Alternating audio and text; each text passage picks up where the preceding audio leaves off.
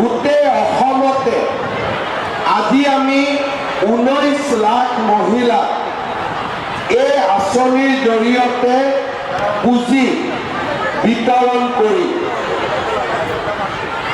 আমি অসমত টোটেল 32 লাখ মহিলা এই আঁচনিত আমি জড়িত কৰিছোঁ। কিমান মহিলা? 32 লাখ। 32 লাখ আমাদের মা এই আঁচনি এই স্কিম থেকে 10,000 টাকা পাবে। 32 লাখ মহিলা যদি আমি 10,000 টাকা দিব লাগে, কিমান টকা লাগিব? 3,200 কোটি টকা। তার মানে আমার অসমত মহিলার কারণে আমি কিমান খরচ কৰিছো? 3,200 কোটি টকা।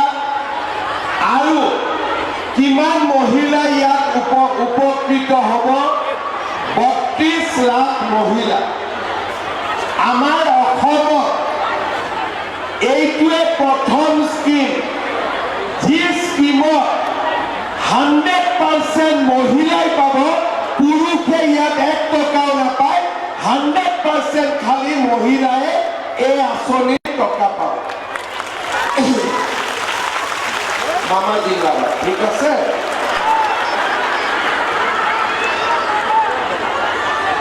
তোমার ভালো খবরটা কি হয়েছে? ভাষণটা দিলে তারপরে তোমার ঠিক আছে? তোমার একটা সেলফি উঠবে, ঠিক আছে?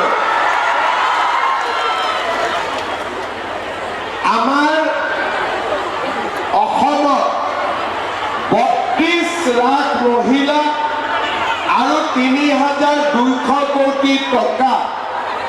আগতে এনেকুৱা কোনো আঁচনি নাছিলে য'ত নেকি মহিলাই অকল টকা পাব আৰু পুৰুষে 1 টকাও নাপাব। ইয়াতে যি পাব মহিলাই পাব। আৰু সেইকাৰণে এই আঁচনি বা এই স্কিম ইমান পপুলাৰ হৈছে যে মহিলাসকল মিটিঙত 10টা বজাত আহিব লাগে, ৰাতিপুৱা 5টা বজাতে মিটিঙত আহি গৈছে। আপোনালোক আহিছে নহয় ৰাতিপুৱাই? আৰু ঘৰৰ মতা মানুহবিলাকে কমপ্লেইন কৰি আছে যে এইটো কি স্কিম উলিয়াই দিয়ে, ৰাতিপুৱা আমি ঘৰত চাহো খাব নাপাওঁ, সব ৰাতিপুৱাই গুচি যায় ঘৰৰ মানুহ। তাৰ মানে এই স্কিমত আমাৰ মহিলাসকল ইমান আনন্দিত হৈছে যে এতিয়ালৈকে মই গোটেই অসমতে 70টাতকৈও বেছি মিটিং কৰিছোঁ আৰু আমাৰ মন্ত্ৰীসকলেও ইয়াৰ মিটিঙত অংশগ্ৰহণ কৰিছে। উদ্যমিতা আঁচনি মানে উদ্যমিতা আঁচনিৰ লক্ষ্য হ'ল যে আমি অসমৰ মহিলা লাখপতি দিদি বনাব খোজো। আমাৰ লক্ষ্য হৈছে हमारे माताओं को, आमार माসকলক लाखपति दीदी आमी बनाब लागे। लाखपति दीदी माने कि जार बछरी 1 लाख टका उपार्जन करे, इनकाम करे। जेगुला मा बছর 1 সালের ভিতরে 1 লাখ টাকা 1 লক্ষ টাকা উপার্জন করে আমি দিদির সম্মান দেওয়ার কাজ করেছি। এতিয়া এই লাখপতি বাইদেউ আমি হব পাৰো নে নাই? আজি আমাৰ অসমত 32 লাখ মহিলাৰ ভিতৰত 8 লাখ মহিলা ইতিমধ্যে পাৰিছে। মই ৰাতিপুৱা সুধিছিলোঁ যে আমাৰ নৰ্থ কৰিমগঞ্জত লাখপতি দিদি আছেনে নাই। মোক আমাৰ অফিচাৰসকলে কৈছে যে আমাৰ নৰ্থ কৰিমগঞ্জত 2000 লাখপতি দিদি আছে। কিমান আছে? 2000। মই নাম শুনিছিলোঁ, আমাকে বলা হয়েছে মর্যাদকান্দি গ্রামের মানসি রানী দাস ও একটা লাখপতি দিদি। এরকম মাসলি গ্রামের উষা রানী দাস, নের গ্রামের রীনা দাস, নের গ্রামের শুভ্রা রানী দাস, মাসলি গ্রামের রাহিনা বেগম, নের গ্রামের সুপ্রীতি দাস, সানশ্রীকুনা গ্রামের জর্না রানী দাস, নের গ্রামের মস্তানা বেগম, নের গ্রামের স্বপ্না নমশূদ্র, নের গ্রামের তৃপ্তি রানী দাস, নের গ্রামের রত্না রানী নমশূদ্র, সানশ্রীকুনা গ্রামের মালতী রানী দাস, মর্যাদকান্দি গ্রামের অনামিকা দাস, হাজিপুর গ্রামের হাজেরা বেগম, সানশ্রীকুনা গ্রামের রীতা দাস, নের গ্রামের রোমারানী দাস, আলাকুলিপাড় গ্রামের আলতি কর্মকার, বাতারাসি গ্রামের পিঙ্কি মালাকার, নের গ্রামের রিক্তা দাস, প্রকাশপুর গ্রামের সালিমা বিবি। এই সবগুলা হয়েছে লাখপতি দিদি। যদি আমার নর্থ করিমগঞ্জ 2000 লাখপতি দিদি আছে, সরকারে সহায় করিলে আমি বাকিবোৰ লাখপতি দিদি হব পাৰিম নে নোৱাৰিম? পাৰিম নে নোৱাৰি? কোনে কোনে নোৱাৰে হাত ডাঙৰ? নোৱাৰাবিলাক য'ত পাৰবেন না ওৰা হাত উঠান। এখন যাৰা পাৰবে ওৰা হাতটা দাঁড়ান। ঠিক আছে। পাৰাত বেশি আছে না নোৱাৰাত বেশি আছে? পারাত বেশি আছে। ঠিক আছে। এতিয়া আমি লাখপতি দিদি কেনেকে বনিম? চৰকাৰে আমাক কি সহায় কৰিব, এই কথাটো আমি বুজি পাব লাগিব। আজি আমাক ইয়াতে 10,000 টকা চৰকাৰে আমাক দিব। এই 10,000 টকা আমি কেনেকে খৰচ কৰিম? প্ৰথম 10,000 টকা ললো, লোৱাৰ পিছত কোনে কোনে মোবাইল কিনিব ইচ্ছা আছে হাত উঠাওক। কে মোবাইল কিনবে? কেউ কিনবে না? ঠিক আছে। 10,000 টকাটো লৈ আমি কেনেকে খৰচ কৰিম? 1 নম্বৰ, প্ৰথম আমি 10,000 টকা বেংকৰ পৰা লৈ আমি নিজৰ গ্ৰুপত জমা দিলো আৰু গ্ৰুপৰ একাউণ্টত দিলো।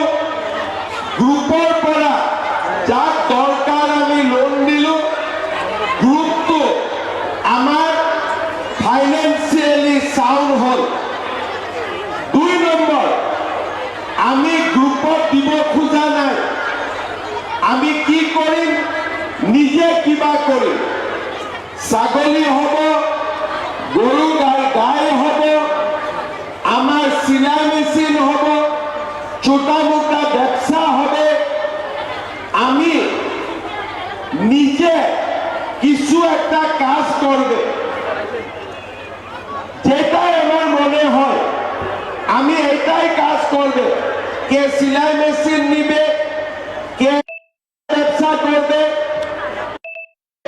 গাই গরু কিনবে, কোনোবাই ছাগলী কিনিব। যারা যেরকম খুশি ওই বিজনেসটা আপনারা করুন। তারপরে না আমি নিজেও করতে পারবেন না, আমার ভয় লাগে। और हम लोग ग्रुप में भी देना नहीं चाहता हूं। আমার হাজবেন্ডের যেটা ব্যবসা আছে, আমার ঘরে ফিশারি আছে, হাজবেন্ডের দোকান আছে, হাজবেন্ডের রিক্সা আছে, ভাড়াতে রিক্সা নিয়ে আমি একটা রিক্সা কিনে দিবে। হাজবেন্ডের সঙ্গে কথা করি, আপনি 10,000 টাকাটা পরিবারের ব্যবসাতে আপনারা খরচা করেন, এইটাও আমি অ্যালাউ করবে। তিনটা রাস্তা, ফার্স্ট গ্রুপে দেন, না হলে নিজে কিছু একটা করেন, না হলে আমাদের হাজবেন্ডের সঙ্গে মিলিয়া ঘরের যেটাই ব্যবসা আছে ওইটাতে আপনারা টাকাটা নিবেশ করেন। 6 মাসের পরে আমি আপনারা বাড়িতে আমরা আবার আসব।